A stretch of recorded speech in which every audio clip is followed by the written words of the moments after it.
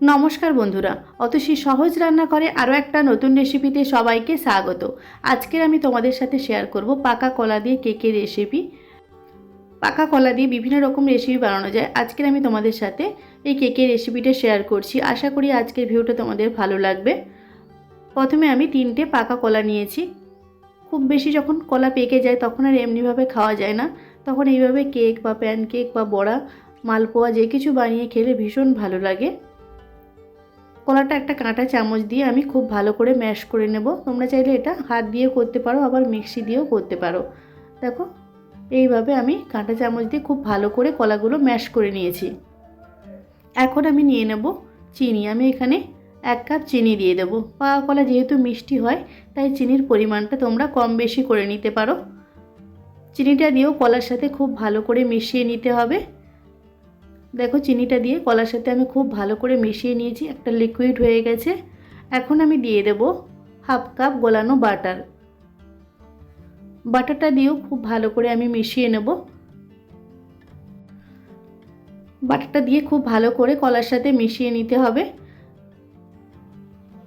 ভালো করে মেশানো হয়ে গেলে আমি দিয়ে দেব 2 কাপ ময়দা। একটা স্ট্রেনার দিয়ে আমি 2 কাপ ময়দাটা একটু চেলে নেব আমি। আর দিয়ে দেবো খুব সামান্য পরিমাণ লবণ, 1/2 চামচ বেকিং পাউডার, আর দিয়ে দেব 2 চামচ গুঁড়ো দুধ। এই সব কিছু শুকনো উপকরণগুলো খুব ভালো করে আমি চেলে নেব। শুকনো উপকরণগুলো খুব ভালো করে চেলে নেওয়া হয়ে গেলে একটা চামচের সাহায্যে খুব ভালো করে মিশিয়ে নিতে হবে। দেখো ঠিক এইভাবে ব্যাটারটা রেডি করে নিতে হবে। যদি ব্যাটারটা একটু তোমাদের ঘন মনে হয় তাহলে একটু লিকুইড দুধ দিয়ে ব্যাটারটা আরেকটু পাতলা করে নিতে পারো। এখন আমি দিয়ে দেবো 2 চামচ টুটি ফুটি। টুটি ফুটিটা দিলে কেকটা খেতে অনেক বেশি ভালো হয়। টুটি ফুটিটা দিয়েও খুব ভালো করে আমি মিশিয়ে নেব কেকের ব্যাটারের সাথে। খুব ভালো করে মেশানো হয়ে গেলে আমি দিয়ে দেবো খুব সামান্য পরিমাণ ফুড কালার। আমি এখানে ইয়েলো ফুড কালারটা ব্যবহার করেছি। যেহেতু কলার কেক বেক করার পর কালো হয়ে যায় তার জন্য আমি একটু ফুড কালার ব্যবহার করেছি। এটা একেবারেই অপশনাল, তোমরা যদি না চাও বাদ দিতে পারো। খুব ভালো করে আমি মিশিয়ে নিয়েছি। এখন যে বাড়িটায় আমি কেক রেডি করব তাতে আমি খুব সামান্য পরিমাণে একটু বাটার দিয়ে কাগজে একটা দিয়ে রেডি করে রেখেছিলাম। এখন আমি যে ব্যাটারটা আমি রেডি করে রেখেছিলাম সেই মিশ্রণটা আমি দিয়ে দেব। দিয়ে একটু হালকা আমি ট্যাপ করে নেব যাতে মিশ্রণটা খুব ভালোভাবে সেট হয়ে যায়। আগে থেকে গ্যাসে আমি একটা পাত্র গরম হতে বসিয়ে রেখে দিয়েছিলাম। 5 মিনিটের জন্য আমি প্রিহিট করে নিয়েছি। এখন খুব সাবধানে আমি কেকের বাটিটা বসিয়ে দেব আর ওপর থেকে ঢাকা দিয়ে দিতে হবে। ঢাকা দিয়ে লো ফ্লেমে 40 মিনিটের জন্য আমি বেক করে নেব। 40 মিনিট পর আমি তোমাদের ঢাকনা খুলে দেখাচ্ছি। দেখো কেকটা একদম পারফেক্টভাবে বেক হয়ে গেছে। একটা আমি ছুরি দিয়ে দেখাচ্ছি যে কেকটা একদম পারফেক্টভাবে রেডি হয়েছে।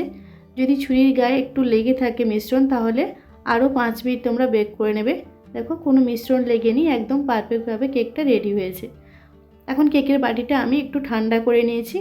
একটা ছুরির সাহায্যে হালকাভাবে এইভাবে সাইডে প্রেস করলে কেকটা খুব সহজভাবে বেরিয়ে আসবে। এখন আমি একটা প্লেটে নিয়ে নিয়েছি। দেখো কেকটা কতটা সুন্দর হয়েছে।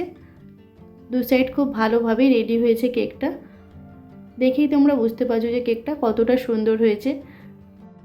এখন আমি কেকটা কেটে দেখাচ্ছি তোমাদের কেকটা কতটা সফট হয়েছে। দেখো এইভাবে তোমরা পাকা কলা দিয়ে কেক বাড়িতে বানাবে, বাচ্চারা ভীষণ পছন্দ করবে। বাচ্চাদের স্কুলে টিফিনেও দিয়ে দিতে পারবে, খুব সহজভাবে বানানো হয়ে যায়। দেখো কেকটা কতটা সুন্দর হয়েছে। আশা করি আজকের ভিডিওটা তোমাদের ভালো লেগেছে। যদি ভালো লাগে তাহলে অবশ্যই একটা লাইক করে দেবে আর কমেন্ট করে জানাবে কেমন হয়েছে আজকের রেসিপি। আমার রেসিপিগুলো যদি তোমাদের ভালো লাগে তাহলে অবশ্যই আমার চ্যানেলটিকে সাবস্ক্রাইব করে পাশে থাকা বেল আইকনটি প্রেস করে অল অপশানে ক্লিক করে দেবে। তাহলে যখন আমি নতুন কোনো ভিডিও আপলোড করব সবার প্রথম তোমাদের কাছে নোটিফিকেশান পৌঁছে যাবে। আজকের ভিডিওটা এই পর্যন্ত। নেক্সট কোনো ভিডিওতে তোমাদের সাথে আবার দেখা হচ্ছে নতুন কোনো একটা রেসিপি নিয়ে। ততক্ষণে তোমরা ভালো থেকো, সুস্থ থেকো। ধন্যবাদ।